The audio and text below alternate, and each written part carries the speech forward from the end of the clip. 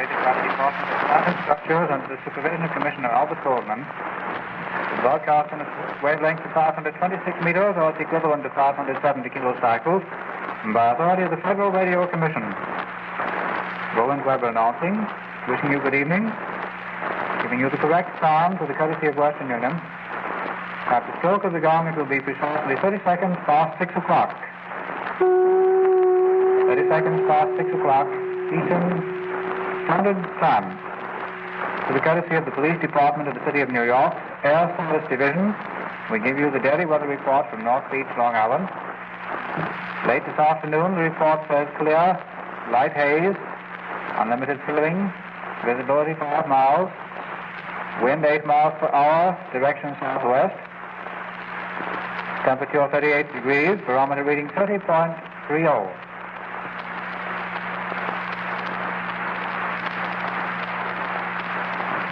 WNYC in New York.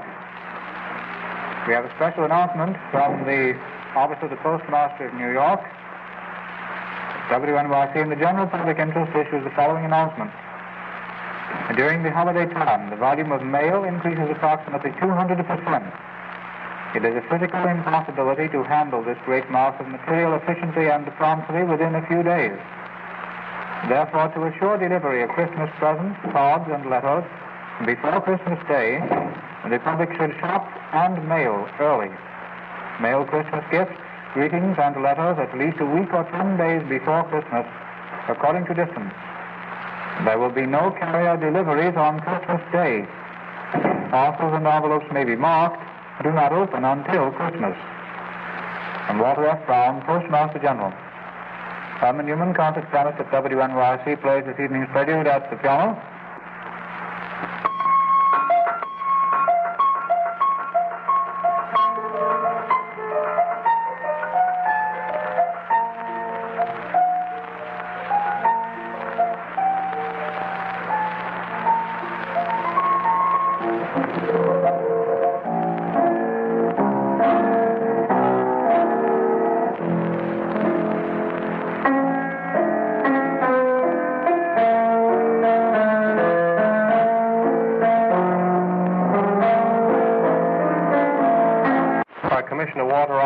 Of the Eastern Association for Selection of Football Officials, that 4 prominent gridiron officials have been selected to officiate at the New York University of Tennessee. It is now our pleasure to present Mr. Ralph E. Gossage, Assistant Librarian of the Municipal Reference Library. The Municipal Reference Library is sponsoring a series of lectures under the title of Highlights in Municipal Government on WNYC, and this evening's subject, which will be discussed by Mr. Ralph E. Gossage, Correcting the Correctional Institutions. Good evening, Mr. Gossage. Good evening, Mr. Dixon. The whole trend of prison administration is towards the reform of the individual. Those of you who are familiar with the recent changes made in the administration of our institutions of correction in New York City will not be surprised to learn that the statement just made is that of Richard C. Patterson, Jr., Commissioner of the Department of Correction. To those of you who do not know of the great effort being put forth to correct the long-standing grievous areas of our correctional institutions, we suggest that you obtain a copy of the 1930 report of the Department. Gossage, ladies and gentlemen, you have been listening to another in the series of lectures sponsored by the Municipal Reference Library on highlights in municipal government. This evening, Mr. Ralph E. Gossage, Assistant Librarian of the Municipal Reference Library, has spoken to us on the subject of correcting the correctional institutions. This is WNYC, New York. Mr. Weber presents the next feature.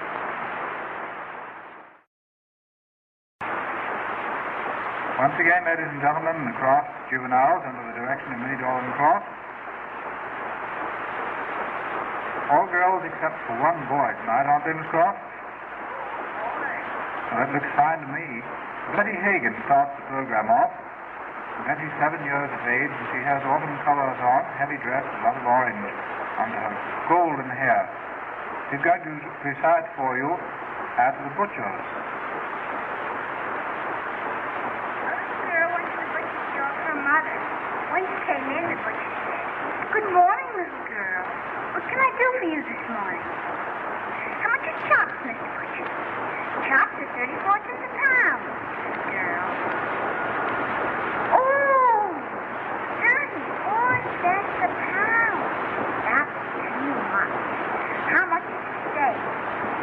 Steak is 35 cents a pound. Goodness, that's too expensive. How much is chicken? WNYC. Croft is going over to the piano now to play for Eleanor Packard, 9 years of age. Eleanor has a springy dress on, made of, what is that nice cotton cloth? It's pretty, sticks out all around stiffly, made of pink organdy, that's it. She's got some pink organdy, and she has long brown hair fluffed around her ears.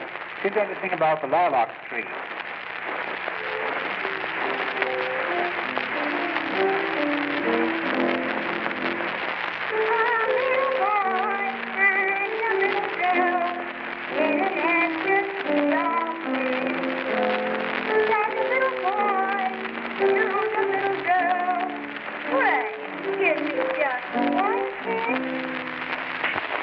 Eleanor Packard, 9 years of age, on the program of the Croft Juveniles under the direction of Minnie Dolan Croft.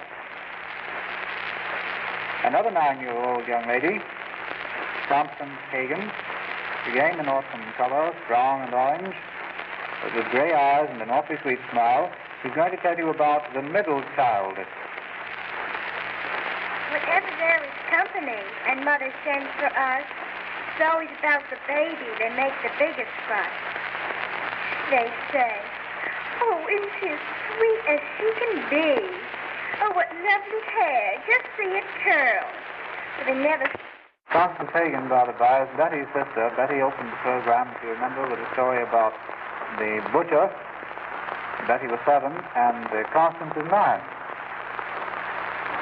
Edwin Melvin, 10 years of age, very much a man in a dark suit, well, plus 4s, golden hair hanging down over that little nose of his. Of course, he doesn't like me to say all these things.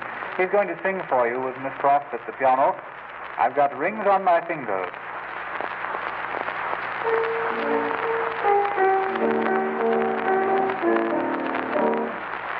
If Moshe was cast away upon an Indian isle, the natives there, they liked his hair, they liked his Irish smile. So they made him keep his gun, the nabob of them all. They called him Beautiful Jay, and dressed him out so gay.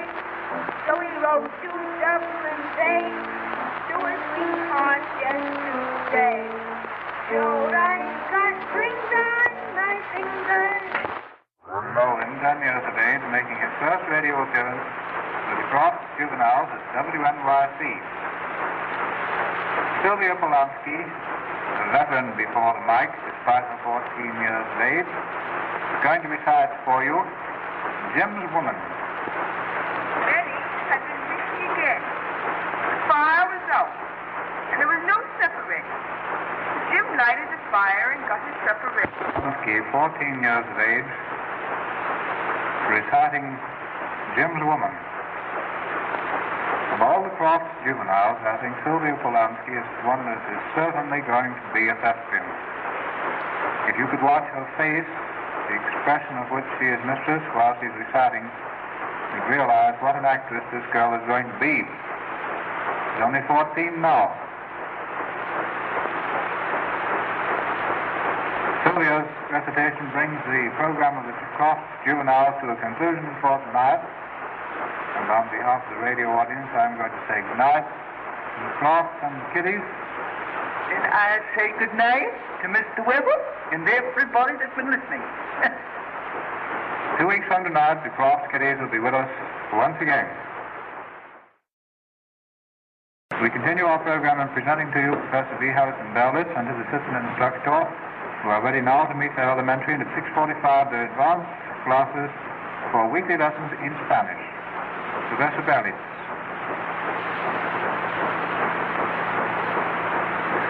Buenas noches, señoras, señoritas y señores.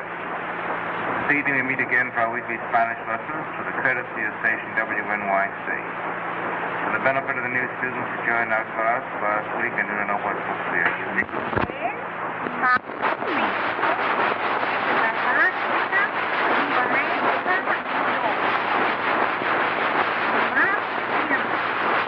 For this evening, if you do so, please say anything more advanced. Even if you do not understand everything of it, you must have some practice in getting Spanish spoken. Better prepare these English lessons when you reach them. Station WNYC, the Municipal Broadcasting Station of the City of New York. We are broadcasting a weekly Spanish lessons of Professor V. Harrison Vernon. We'll now continue with the more advanced part. We're using here the book Spanish with and without the master volume 2, WMD version, and the pamphlet Key to the Excerpts of the Volume 2. We kindly open you with the Word A. Our subjunctive reviews first as imperative, not dependent on other verbs. Go. Vaya. Go. Vaya. On page 31, the use of the subjunctive. Page 31 of the Spanish with or without a master volume 2. We'll continue with the subjunctive next Wednesday. Concludes our lesson for this evening. We'll meet again next Wednesday, December the 10th at the same hour. Thursday, December the 10th at the same hour. That is from 6:30 to 7 p.m. The first 15 minutes being devoted to the elementary class. The second half of the period to the more advanced. If you desire any additional information or explanations, please do not hesitate to write to me. Addressing V. Harrison Burnett, care of station WNYC, Municipal Building, New York City, and I shall reply a return of mail. Buenas noches, señoras, señoritas y señores. Buenas noches, señoras, señoritas y señores. Professor V. Harrison Burnett and his assistant instructor, including the elementary and advanced lessons in Spanish, from WNYC in New York.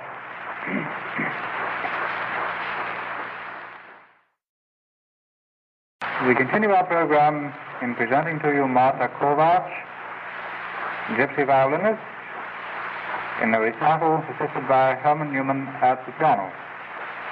Miss Kovac plays first Resignation of Charles Donclass.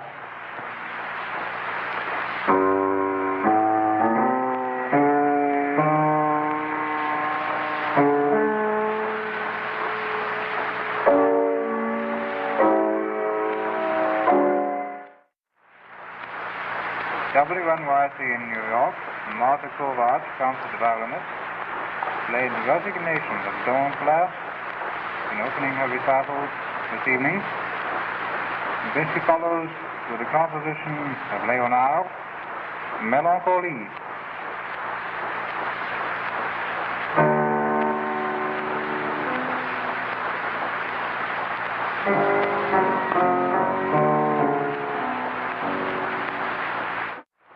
Marta Kovac, gypsy violinist at WNYC in recital, made for you the Melancholy Serenade of Léonard. Composition of Dödler, Tschechisch composer, also a serenade.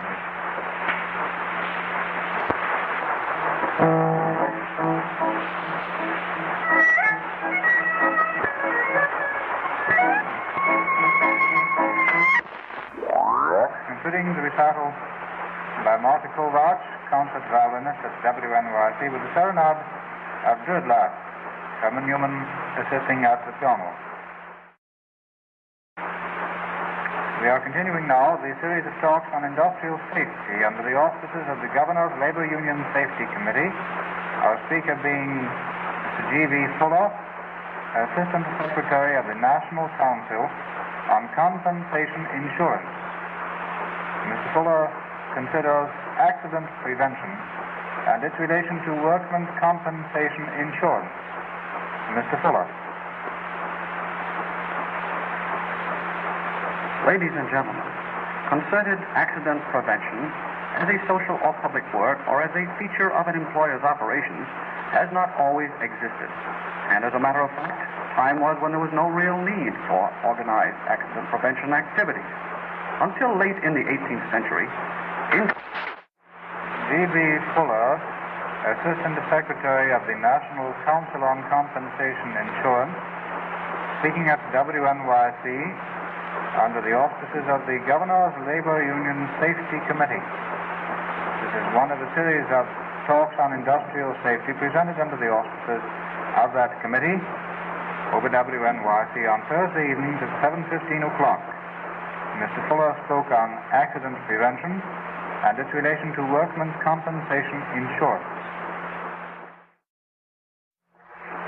WNYC in New York, we give you the correct time to the courtesy of Western Union.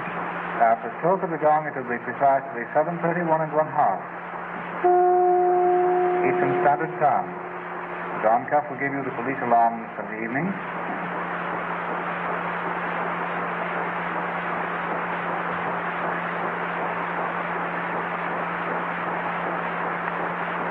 We report now a list of missing persons. This list was compiled by the Missing Persons Bureau, Police Headquarters, New York City. Missing since November 26th, Ruth Schreiber, 182-03rd Avenue. We come to you from the College of the City of New York and be announced there by Mr. Dixon.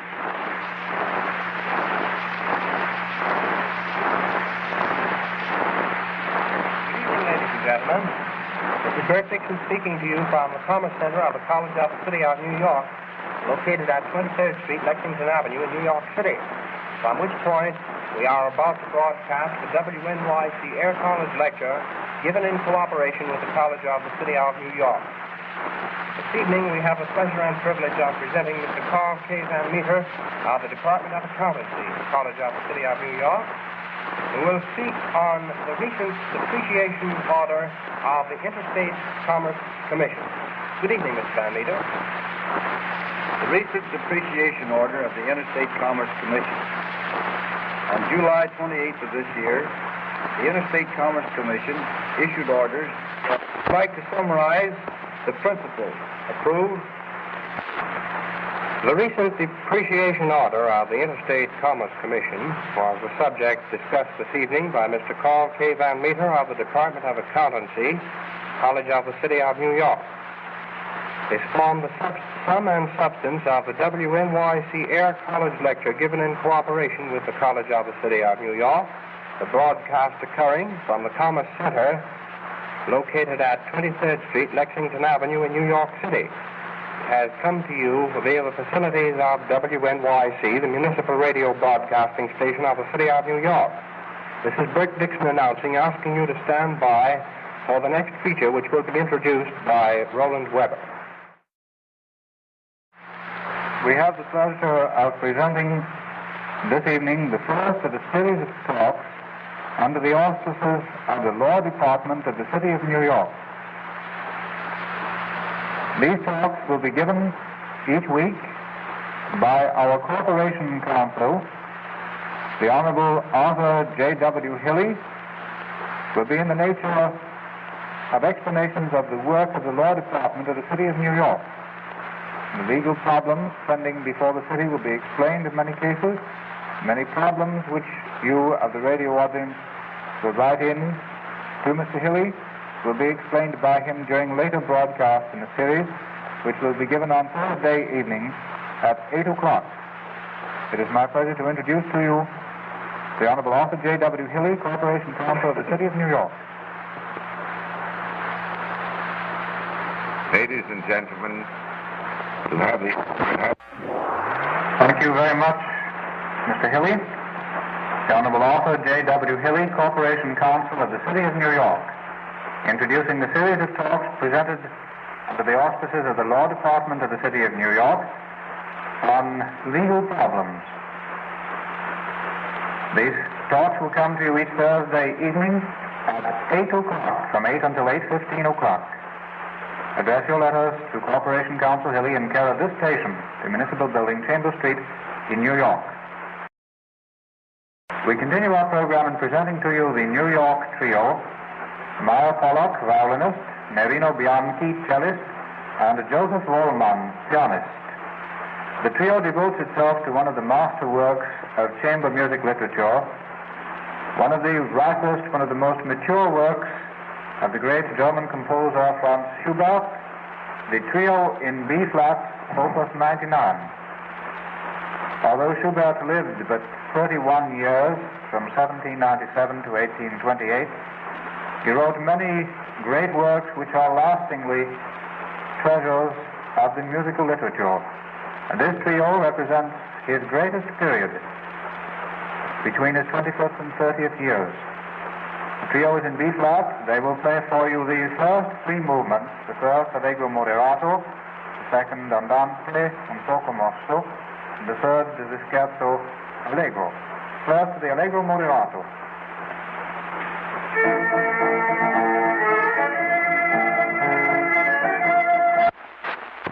The first movement of the Schubert trio in B-flat, opus 99, allegro moderato, played by the New York trio,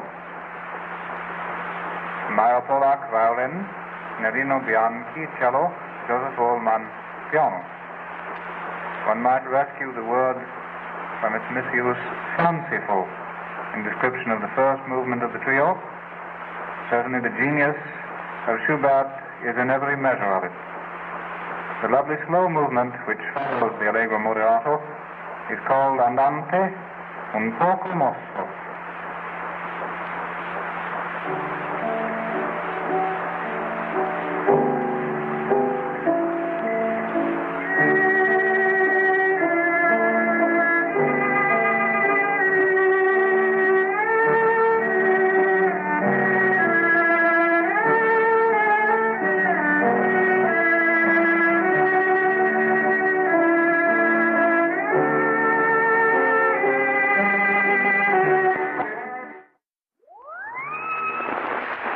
The soulful slow movement, the andante un poco mosso, from the trio in B-flat of Schubert, opus 99, played by the New York trio at WNYC.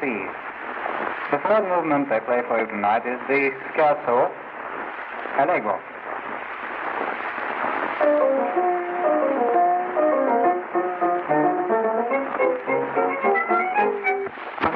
Scherzo allegro from the Schubert trio opus 99 in B-flat. The New York trio had planned to play for you only the first three movements because of the half-hour program they had. At another time they promised you the thrilling last movement of the trio, which has the most dramatic music of the trio in it. The trio opus 99 is one of the great masterworks of chamber music literature, showing the mastery of Schubert in the chamber music field. WNYC in New York. The New York trio comprised Meyer Polak, violin, Nerino Bianchi, cello, and Joseph Wohlmann, piano. Roland Weber announcing. Bert Dixon continues the program.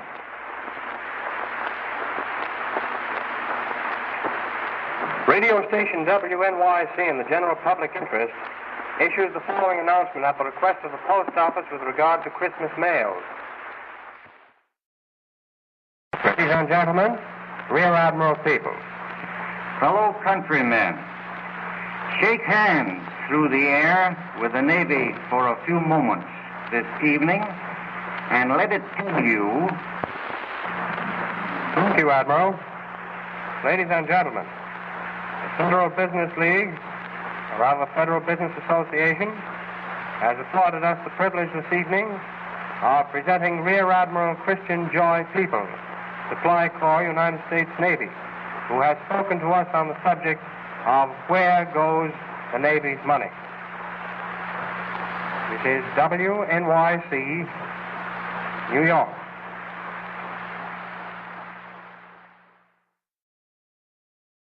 WNYC takes this opportunity of extending the cordial welcome of New York City to a distinguished soldier.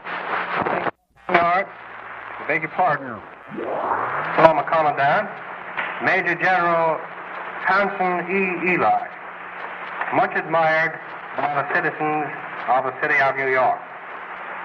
Through the courtesy of Major General Dennis E. Nolan, we are privileged this evening to again present the excellent band of the 16th Infantry, which is conducted by Warrant Officer William C. White. The 16th Infantry of Fort J, New York, with Colonel Wallace McCammon, commanding officer, to Captain C.F.F. Cooper, adjutant. This evening's concert is opened with a march of Gand, Lorraine.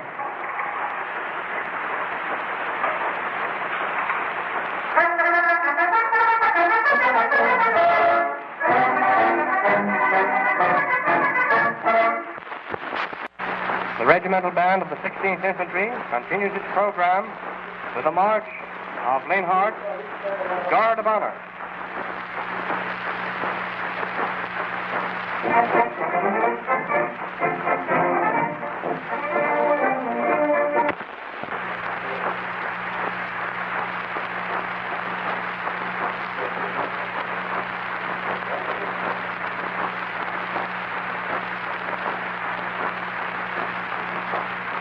The 16th Infantry Band is now heard in Bambolina, foxtrot from the musical play The Wildflower of Vincent Newman.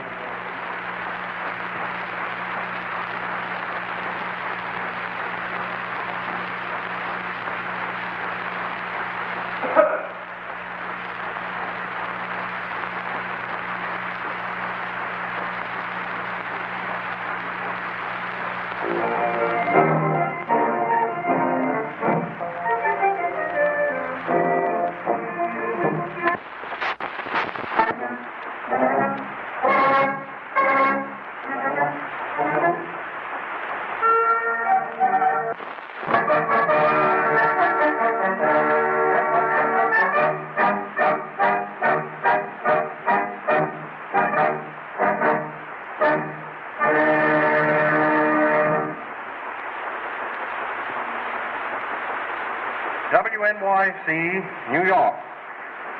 You have heard the overture, Queen for a Day, of Adam, played for you by the regimental band of the 16th Infantry, Warrant Officer William C. White conducting. This was our first surprise and privilege of the evening. The second occurs at this time, inasmuch as we take great pleasure in presenting Colonel Wallace McCammon, commanding officer of the 16th Infantry, who will now tell us the story of the 16th Infantry. Colonel McCammon. It is my pleasure to introduce to the radio audience 16th Infantry, ladies and gentlemen, was given you by Colonel Wallace McCammon, commanding officer of the 16th Infantry of Fort J, New York. In continuing the band concert, we listen to the caprice Moraima of Espinosa.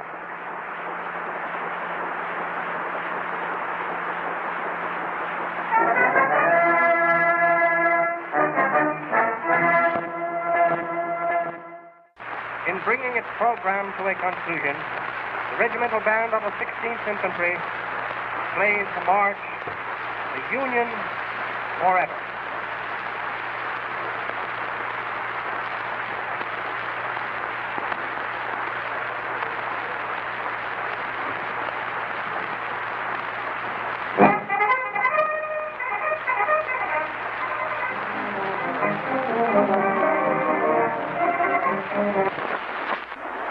Union Forever.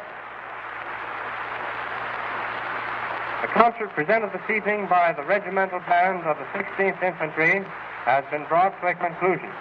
The band was under the direction of Warrant Officer William C. White and came to the studios of WNYC through the courtesy of Major General Dennis E. Nolan, commanding the 2nd Corps area. With the cooperation of Major General Dennis E. Nolan, WNYC, during the coming season of 1932, will present a series of weekly concerts in which will be featured the 16th Infantry Band. WNYC, the municipal radio broadcasting station of the city of New York, operated by the Department of Plant and Structures under the supervision of its commissioner, the Honorable Albert Goldman, broadcasting at a frequency of 570 kilocycles, the equivalent of 526 meters, by authority of the Federal Radio Commission at Washington, D.C. We are now signing off until tomorrow at 11 a.m. This is Bert Dixon speaking and wishing you all good night.